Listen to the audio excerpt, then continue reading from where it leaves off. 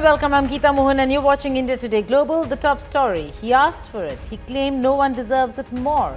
President Donald Trump has long craved the Nobel Peace Prize, touting his role in stopping 8 wars. But once again, the Norwegian Nobel Committee has passed him over.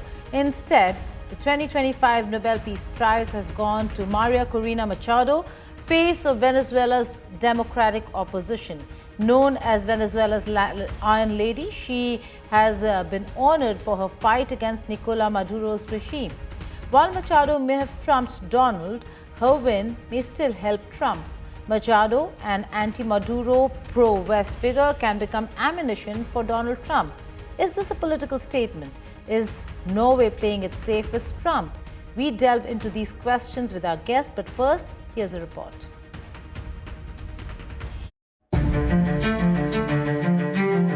He has asked for it more than once. Will you get the Nobel Prize? Absolutely not. They'll give it to some guy that didn't do a damn thing. Be a big insult to our country, I will tell you that. I don't want it. I want the country to get it. In fact, many times.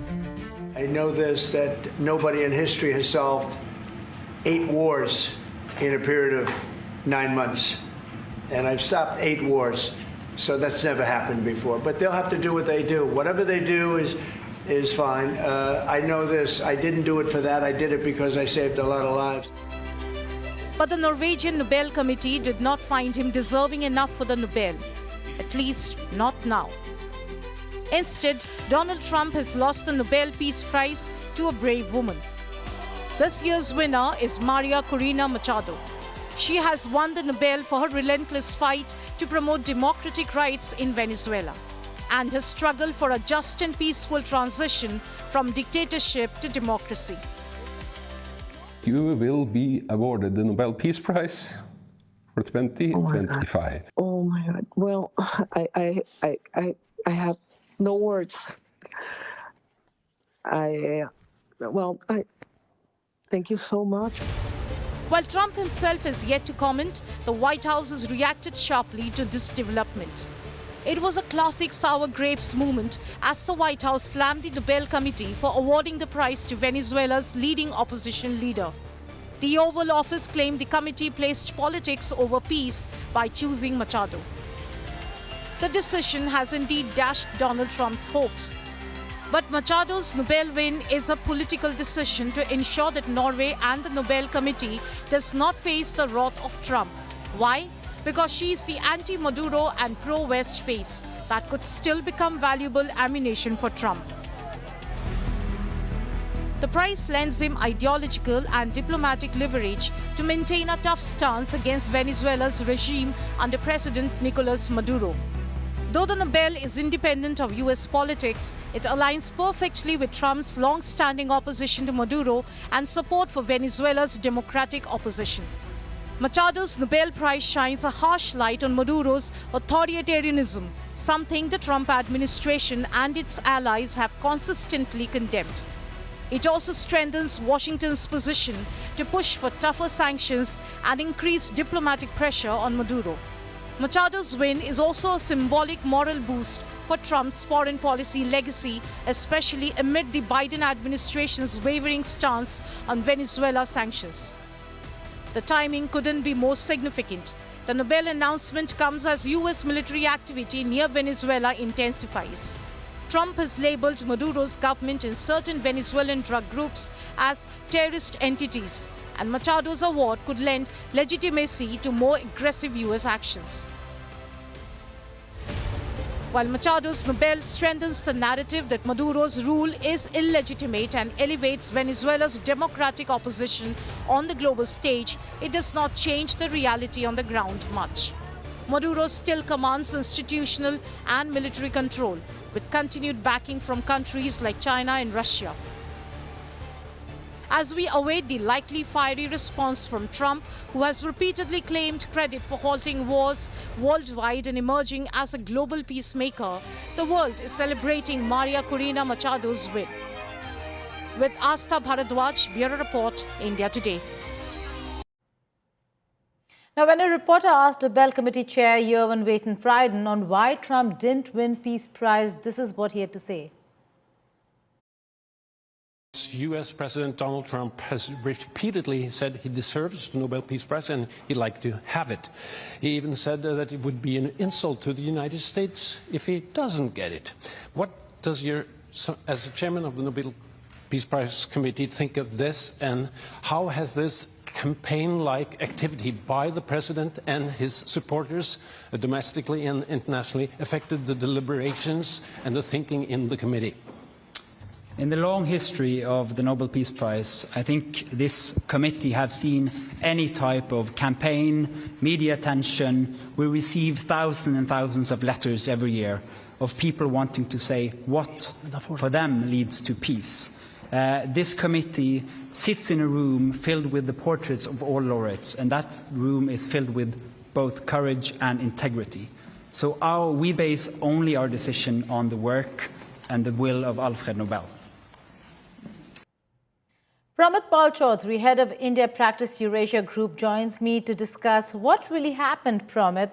A miss for Donald Trump this year, and Venezuelan opposition leader being given the award. What's the messaging here? Well, I don't think Trump should be surprised. The the Norwegian Nobel Prize Committee had already indicated about a week ago that they had already selected somebody, and this was before therefore the declaration of the Gaza ceasefire. So while Trump, as you've mentioned, has touted all sorts of ceasefires, including one between India, Pakistan, Serbia, Kosovo, Thailand, and Cambodia, Armenia and Azerbaijan, it was very clear that there was only two ceasefires that would have really mattered to the Norwegians. One was Gaza, and the other was obviously Ukraine. Ukraine, obviously, the ceasefire, if it happens at all, will not happen anytime soon. And Gaza was actually announced just a few days ago, or it's still actually in the process of being enforced. So if they had decided last week, neither Gaza or Ukraine were ready, so to speak, for anybody to be awarded anything at all. So Trump, I think, should not have been surprised, though, of course, he may stay otherwise. But in effect, the Norwegians had made it clear that there are only two possible wars, and Ukraine is actually their priority that you would ever get a prize for. At least that was the word. And he did not get a ceasefire for either of them in time for the Nobel Committee to make its choice. Right, Pramit, also, even if there was a peace agreement that and it would have happened before the decision on Israel and Hamas, we've seen the Oslo Accord and we've seen what happened after. All the three of them, the three leaders, Rabin, Arafat and Perez, won the Nobel Peace Prize in 1994. Nothing came of it. Maybe they're also waiting to see whether if any of these agreements really last. To some degree, but I think more than, for example, the Nobel Science Awards and the Economic Award, which are actually almost given always to elderly people, because they wait to see whether or not the theory or really the practical experimental experiments that were responsible for the claim actually proved last over a period of time. Nobel Peace Prize is both a reward for something that has happened and is sometimes used as an incentive to political leaders who are, or should we say, in the process of completing something that is tangible. So yes, the Middle East is particularly difficult. The Camp David Accords, of course, led to a set of Nobel Peace Prizes. Oslo Accords led to another. Each of them did result in a temporary phase of peace, if you wish. Camp David is actually still standing still stands today. And the Gaza one, at best, probably would result in the end of a ceasefire, would result of at least a lot of killing, but would not probably result in any real structural long-term peace. But to some degree, I would argue the Nobel Peace Committee cannot really expect to predict that far in the future. It would prefer to give, I think, at something that has actually happened on the ground at the time. Okay, can't predict far away in the future, but can they predict what a certain leader is going to do to them or the country in question should he or she not get the award. We'll talk about that and the profile of the winner of the Nobel Peace Prize. Let's just take a look at what Maria Corina Machado really won the Nobel Peace Prize for. Her tireless fight to defend democratic rights in Venezuela. She was barred from elections and persecuted, but she never stopped fighting for Venezuela's freedom. Her Nobel Peace Prize honors not just her courage, but also speaks of changing times where geopolitics supersedes everything else. Here's a report. She defied a dictatorship, united a fractured opposition, and refused to be silenced, even when the regime tried to erase her from the ballot. Maria Corina Machado, the Venezuelan opposition leader, has just been awarded the 2025 Nobel Peace Prize for her fearless fight for democracy and human rights under Nicolas Maduro's authoritarian rule. Machado clinched the Nobel ahead of global heavyweights, including US President Donald Trump, who actively lobbied for the prize, touting his peace efforts in the Middle East, Ukraine, South Asia, and other parts of the world. In 2023, Machado swept the opposition primaries with over 92% of the vote, only to be barred from the 2024 election by the Maduro regime. But instead of stepping back, she stepped up. Presidenciales adelantadas con un Consejo Nacional Electoral confiable. She supported Edmundo Gonzalez for president and led the campaign in an election everyone expected them to win. En que Edmundo González Urrutia obtuvo el 70% de los votos de esta elección. Venezuela's National Electoral Council, however, declared Maduro to be the winner, even though the indications were Gonzalez had got a landslide. Since then, Machado has been campaigning in hiding, refusing to leave the country despite threats from the Maduro government. The Norwegian Nobel Committee has decided to award the Nobel Peace Prize for 2025 to Maria Corina Machado. From expulsion, surveillance and threats to global recognition, the Nobel Committee hailed her unwavering belief in ballots over bullets and her courage to lead from the shadows. Maria Corina Machado is now a symbol for Venezuela and for the world. Bureau Report, India Today.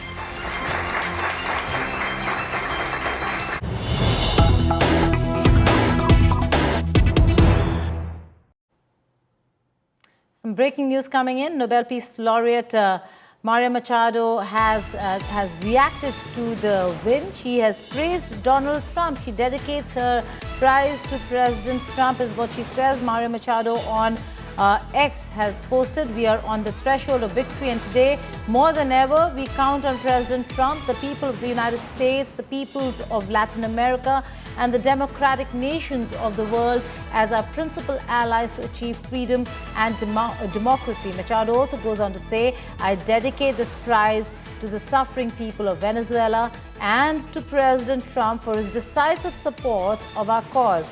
That's big. That's big news coming in. President Trump did not win the award, but he certainly has been credited for the role that he's played in Venezuela. And Maria Machado over here crediting him and saying that she owes this award to him.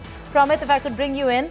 This is exactly what I was talking about. The Norwegians quite knowing well enough that if they do not give it to Trump, they would have to choose somebody who White House and Trump really cannot criticize about. Although they're heartburned, but they still are going to now laud the fact that someone like Machado has won the award.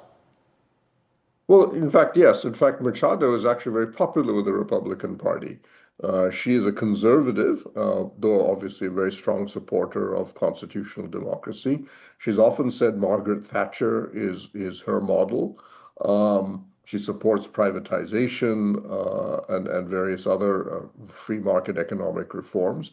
And in fact, last year, eight Republicans and several Democrats all signed a letter urging the recommending her for the Nobel Peace Prize. And this included Marco Rubio, the present Secretary of State and National Security Advisor of President Trump, and Mike Waltz, who was both former National Security Advisor and now the present UN Ambassador for President Trump. So many members of his own administration are Machado fans and have in fact been in many ways at the forefront of getting her on the list.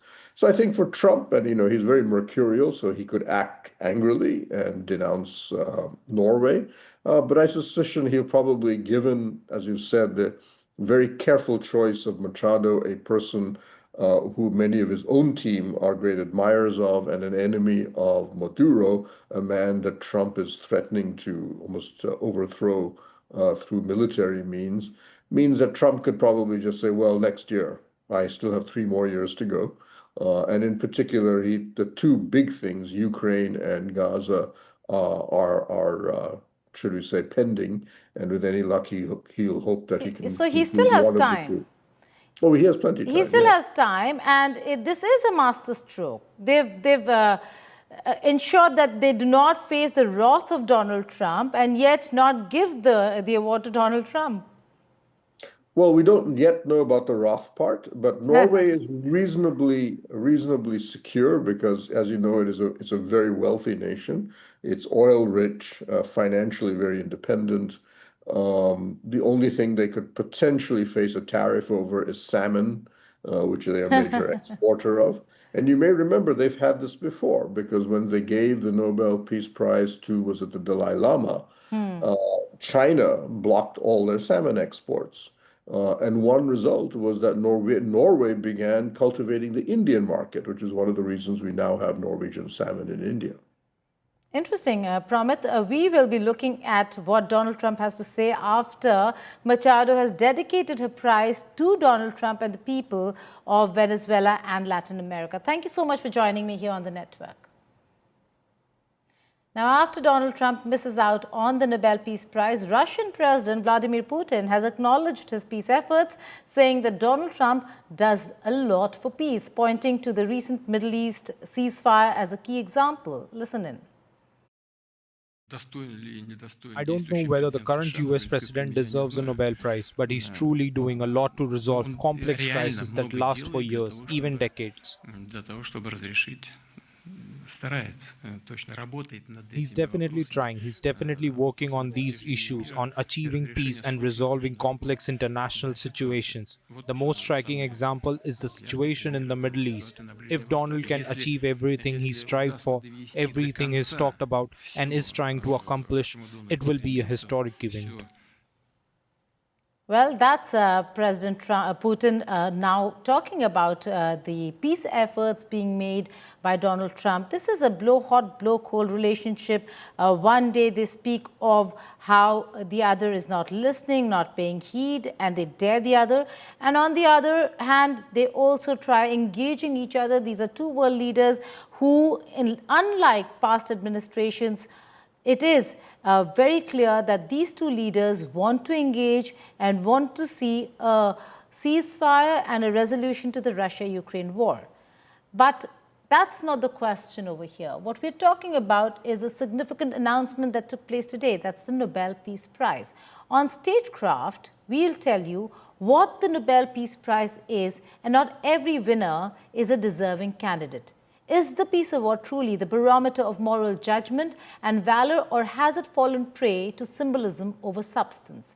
You'll be shocked to see who all were nominated and who failed all the awards.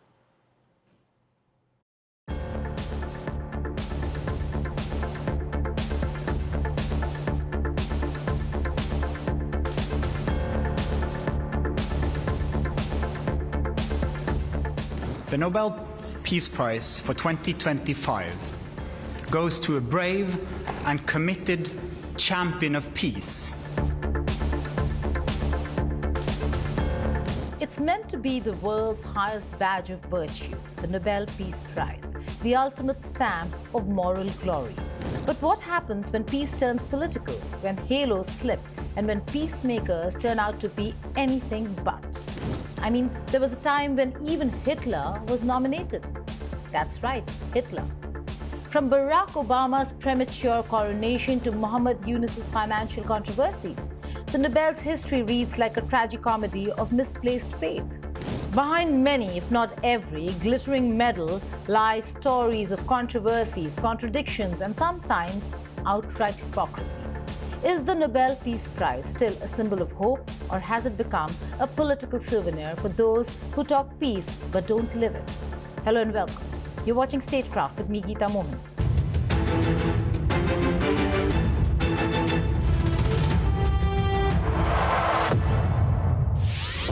Nobel Peace Prize was born of idealism. Alfred Nobel's wish that his fortune fund those who have done the most or the best work for a fraternity between nations. But over a century later, the legacy looks complicated. The awards meant to celebrate peace have repeatedly crowned war makers, opportunists, and leaders whose peace unraveled faster than applause in Oslo. Some winners sparked outrage, others embarrassed the committee, and a few, like the infamous 1939 nomination of Adolf Hitler, yes, you heard me right, Hitler, turned the whole thing into dark satire. So what really went wrong with the world's most celebrated peace prize? When Alfred Nobel signed his will in 1895, he couldn't have imagined that one day the world would laugh or gasp at some of the recipients of this prize. He envisioned honor for those abolishing armies, fostering brotherhood, spreading peace congresses, a noble dream until politics, ambition, and moral blind spots crept in. Unlike the science prizes chosen by scholars, the Peace Prize was handed to Norway's parliamentarians, politicians by trade. That alone made it vulnerable to trends, ideologies, and diplomacy disguised as morality. From its very first decade, the Nobel Peace Prize became less about results and more about gestures, hopes, and let's admit it, geopolitics in fancy wrapping paper. If there's ever been a moment when the Nobel Committee's credibility went up in flames, it was 1973. The Vietnam War raged on, villages burned, civilians died, and secret bombings flattened Cambodia. Then, in a move that stunned the world, the Nobel Peace Prize went to Henry Kissinger and La Duc Tho for the ceasefire in Vietnam, a ceasefire that lasted barely days. La Duc Tho refused the prize, saying bluntly, there is no peace yet. Kissinger, on the other hand, accepted it and skipped the ceremony. As the bombs kept falling, 2 committee members resigned in protest. The world was left wondering, had peace become just another political performance? Then came 1994, the Oslo Accords, hailed as a new dawn for West Asia, or what is known as Middle East, brought Yasser Arafat, Yitzhak Rabin, and Shimon Peres together in a historic handshake. Oslo was supposed to end decades of bloodshed between Israelis and Palestinians. Instead, it became a mirage of peace that dissolved almost immediately. Arafat's past as a PLO militant haunted him.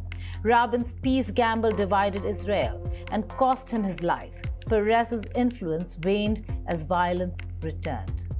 Years later, even the Nobel Committee's own secretary admitted it. The award didn't achieve what they hoped it would. Hope, it seems, makes a poor substitute for peace. In 2006, the Nobel Peace Prize went to Muhammad Yunus and Grameen Bank, hailed as saviors of the poor through microcredit. Tiny loans, big dreams. The story was irresistible. Yunus became the banker to the poor, an icon of empowerment. But reality bit back. Critics accused the microfinance industry of trapping borrowers in endless debt. Some lenders charged crippling interest rates. Suicides among debt-ridden villagers in India and Bangladesh triggered outrage. In his own country, Yunus faced allegations of financial mismanagement. Politically charged, perhaps, but damaging nonetheless. The model that promised liberation began to look like a profit machine with a moral halo. The Nobel Peace Prize is the only Nobel awarded by politicians, not scientists, not impartial experts. The 5-member Norwegian committee appointed by Parliament often includes former prime ministers and party leaders. That means the prize is not just moral, it's political. Fast forward to 2025, Donald Trump, back in office, was once again chasing the Nobel Peace Prize, loudly, relentlessly, and with a PR machine on overdrive. He had nominations from everywhere: Netanyahu, members of US Congress, even Pakistan's government. Supporters cited his Abraham Accords and recent ceasefire deals. He didn't start new wars, that's for sure, they said. Surely that counts. Over the decades, the Nobel Peace Prize has turned into a mirror reflecting not peace, but politics. The biases of an age, the illusions of diplomacy, and the dangers of moral marketing. Joining me now is Ambassador Amar Sinha, former Indian diplomat or envoy to Kabul. Ambassador Sinha, thank you so much for joining me here on the network. You were ambassador to Afghanistan when the very same Taliban were on the other side of the fence. Your first reaction to India's engagement, growing engagement, and the need to engage the Taliban, even when the terms and conditions for New Delhi are very clear, women's rights, and I will have to ask you on how journalists like us were barred from attending Muttaqi's press conference. Good evening.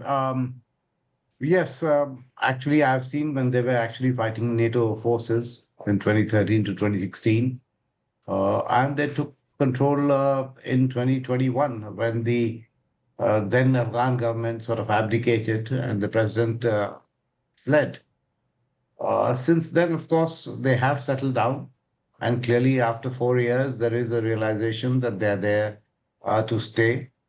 Also a realization that they are eventually Afghans. They're trying to unite a country and run a country in the best way that they can. There are many gaps, whether it's about women, the diversity, etc.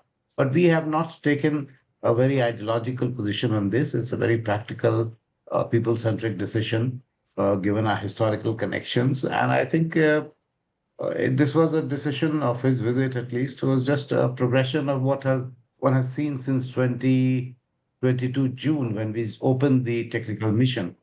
And then there have been contacts at different levels, including at the Foreign Secretary, and 2 conversations at the EM level. And about your being banned, I didn't know about this. First, I didn't even know that he was having a press conference. And I'm quite surprised because, in fact, we did interact with him. I just happened to be in Kabul a month ago with a group which included at least 4 ladies. It's a Track 2 regional initiative. And Foreign Minister had very nicely received all of us in the office and even hosted us to a dinner. So I'm quite surprised that who took this decision and why. But this is something which perhaps I hope you all had flagged to EMEA, because I think it was in the Afghan embassy, right? Absolutely. Afghan soil, Afghan embassy, but yes, the EMEA is now in the know of what really transpired and happened. The larger question over here, Ambassador Sinha, we're looking at a very big announcement. On the one hand, Muttaqi saying with changing geopolitics and changing relations with Pakistan that anti-India activities will not be allowed on Afghan soil. On the other hand, India now saying that we're going to reopen embassy in Kabul. How important do you think these decisions sit in the current context? These are important decisions. What he has said about Afghan soil not being used also has been a constant in terms of the Afghan policies, whether this government or the previous government. This they have said from day one. Then, of course, they had also very openly supported us when the Pahalgam attack took place.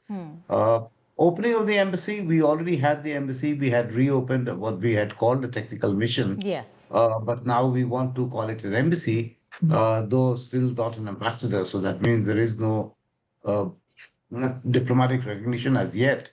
But this will be a step towards normalization, greater access to different levels of the regime, perhaps a much larger presence there. which will help you because, I also noticed that Foreign Minister joint statement had a whole slew of activities and projects that we are going to do. So I guess you'll need manpower, you'll need greater coordination with the local authorities. And that is what is being planned. So it's a good decision. And I guess, not everybody may agree with this in terms of ideology. I think it's a very practical thing, which looks at India's geopolitical interest, security interest, and importantly, the humanitarian needs of Afghanistan, which are dire. Do you think this will also lead to recognition sooner than later? Well, eventually, yes. I guess that is what Taliban government or any government would like, that it gets recognized and it gets integrated in the region. And since I told you about the regional group that I'm working with, I think I get a sense that most of the regional partners are sort of leaning towards integrating Afghanistan with the region rather than isolating them or castigating the regime. Okay. So perhaps we are also looking at influencing them so that they moderate many of the policies which many find very difficult to accept, Right. and also that they broad-base their power base and legitimacy.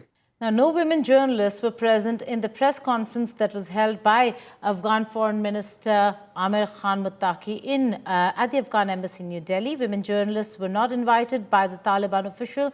I myself was one of them. Meanwhile, there was also a flag row at the Afghan embassy during the press conference of the Afghan Foreign Minister. The embassy staff, who were there from the erstwhile regime, did not want Muttaqi's Taliban team to place the Islamic Emirates white Islamic flag and wanted the older Afghan flag to continue remaining there. After an argument, they removed the flagpoles from the press conference room. Their argument was that the Indian government has still not recognized the Taliban flag and therefore they will not let it be placed behind the Afghan foreign minister. Pranay Upadhyay, my colleague, joins me. We also have Ambassador Amar Sinha continuing to be with us. Pranay, women not allowed. We tried very hard, but it does seem like they brought their rules from Kabul to New Delhi. This is really bizarre to notice there, Geeta, because in my over 20 years of reporting in Delhi and in my 25 years of journalism career, I've never seen such kind of segregation or such kind of press conference where there is a gender segregation that only on the basis of gender people were allowed. However, this was the Taliban thing, and as you pointed it out, it was Afghan embassy, Afghan soil, and that's why they were dictating the rules. However, as far as the press conference is concerned, there were questions about the women right there. There were questions about that. Will Taliban be giving more visas to women to study in India in the case of increased visa quota there? You mentioned about the flag issue, the flag row. Definitely, it happened before us, and we were there in the embassy, and we saw some of the embassy officials and of the embassy employees who were posted by the erstwhile government fuming in the situation. However, the Taliban government or the Taliban government representative Amir Khan Muttaqi were pretty cool there, and the departing statement, before leaving the embassy premises, Amir Khan Muttaqi said that this embassy belongs to the Islamic Emirate of Afghanistan. So that was his last statement, and it was a very telling statement because he got an assurance that now onwards Afghanistan Taliban regime can place their diplomats in Delhi in this embassy. But this remains a dilemma because so far there is no official recognition. However, there are substantive steps towards making a full recognition, as Ambassador Sinha also pointed it out. There are track 2 negotiations. There are negotiations, official and formal engagements as well. And there is an incremental approach. There is a gradual improvement in India-Afghan engagement as well as India-Afghan ties. Right. Ambassador Sinha, if I could rope you in. Complicated and multi-layered relationship over here. They'll have to walk a tightrope on many issues. Now, it's the Afghan embassy and the flag issue. They're still not decided. We saw no flags in the official bilateral meeting as well, only because I suppose there was complication with regards to the Islamic Emirate of Afghanistan flag. That's the Taliban flag. these complications will happen and will keep recurring. Yes, that it will. But of course, I think the Taliban also is practical.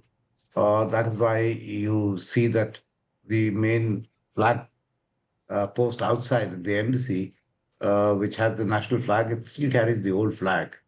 They still allow the Afghan cricket team to play under the old Afghan flag. So they have been flexible. They have been using the Republic of Afghanistan passport for all the people. So these are practical considerations. I guess, on his table, he wanted his Taliban flag, which is also, Taliban was also a political party, a force, of course, which has now become their national flag. So yeah, these things they would resolve. The problem with this embassy of earlier officials and the current official, the fact is that he is visiting here as foreign minister of Afghanistan. And obviously the embassy, his writ will run. Now, I don't think there should be any quarrel.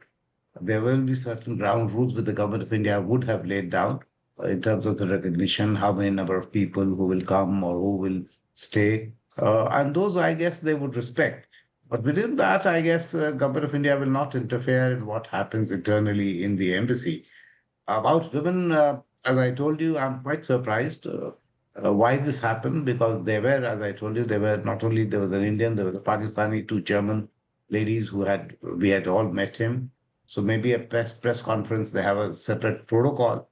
But I hope the Indian journalists who were there asked him directly this question, because he also needs to know that apparently this had happened. So maybe your colleague can throw some light whether the male journalists who were there asked that question and what response did he give. Well, Pranay, was the response as to why we weren't allowed? Unfortunately, there was no direct question regarding, why the women journalists are not invited, because as I told you earlier as well, Geeta, that he, kind of abruptly ended the press conference because he said that I have some prior commitment. And before we could get, the first round of the question, not everyone got a chance to ask question.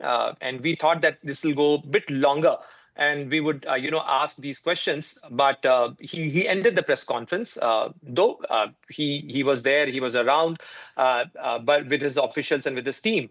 But he ended the press conference and then he left the embassy premises.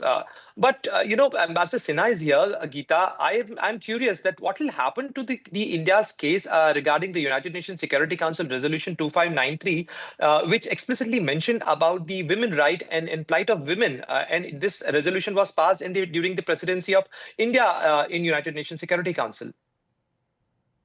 I guess we are not abandoning that resolution, and all resolutions stand like the various 1267 and various committees. And I guess the call that government would have taken, that it is perhaps better to engage with them and impress upon them. And, and at times you can change behaviors also through example. So if more people come here, they would realize that what Indian women have achieved and what they can. And if they can actually allow Afghan women to pursue education either online or they let them come out to India, because in Afghanistan, unfortunately, higher education is not possible right now. Right. So, but these are socio-cultural issues that they will have to resolve, because you see, this is creating friction within the Afghan society and within the regime, as far as I can see. Right. Ambassador Sinha, Pranay actually had asked the question to Mutaki on whether if they'll allow women to come to India on the same exchange program or the programs for higher education. Having said that, India could be at loggerheads with America yet again on the Bagram base. Strategically speaking, right now, it works in our favor to engage Afghanistan the way we're doing. But in the long run, are we on the right side or the wrong side of history when it comes to America?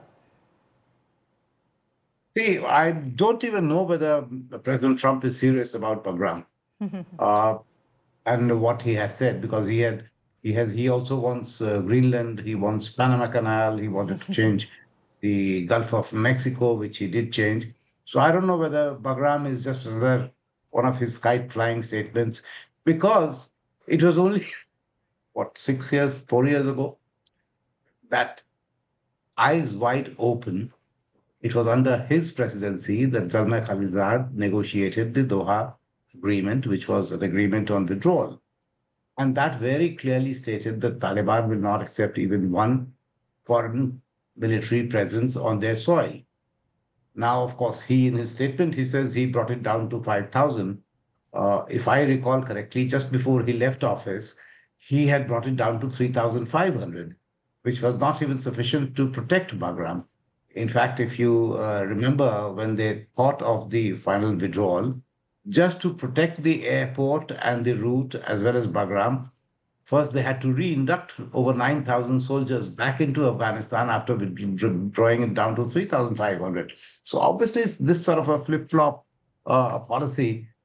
He, of course, blames others, but he and his last administration needs to take some responsibility on that confusion. Right.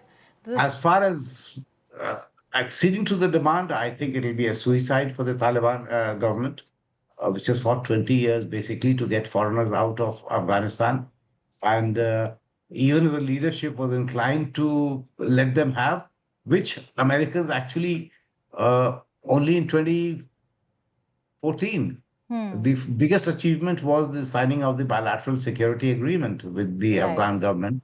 President Ghani government's first act on in 2014 September was to sign and give rights to 7 bases in in Afghanistan for 20 years. Right. So In fact, Foreign Minister Muttaqi himself made it very clear that if they want, they can come as diplomatic missions. Certainly, men in uniform from foreign countries will not be allowed.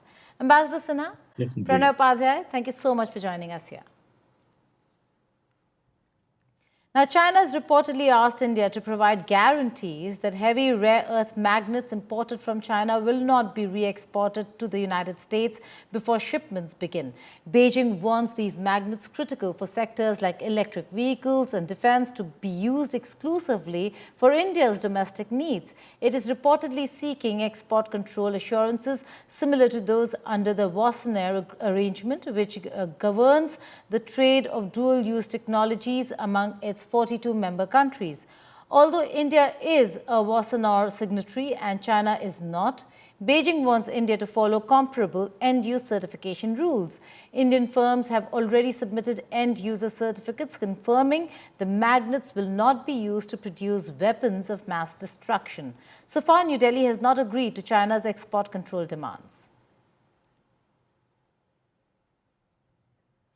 U.S. Ambassador designate to India, Sergio Gore, begins his visit to India along with Michael Regis, Deputy Secretary for Management and Resources. He will travel to India from October 9th to 14th and meet Indian government counterparts to discuss wide-ranging issues between India and the United States of America. His visit, coming just days after his confirmation by the U.S. Senate, takes place amid ongoing bilateral tensions between the two countries over tariffs and increased H-1B visa fees. Also, there could be a likely meeting between President Trump and Prime Minister Modi on the sidelines of ASEAN in Malaysia end of this month. A day after Israel-Hamas agreed to first phase of a peace plan, ceasefire agreement came into effect. Thousands of Palestinians were seen returning to their homes after the Israeli military confirmed the ceasefire and said the troops were withdrawing to the agreed-upon deployment lines. The announcements came after Palestinians reported heavy shelling in northern Gaza.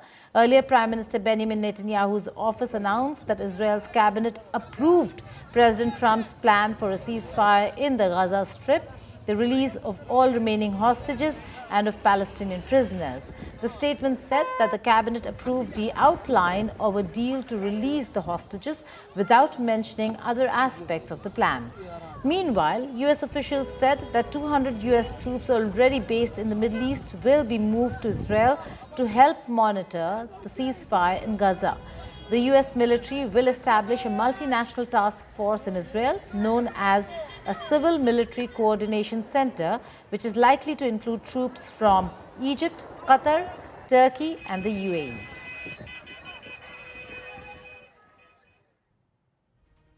That's all in this edition of India Today Global. Keep watching the network for all the latest news and updates. Goodbye and take care.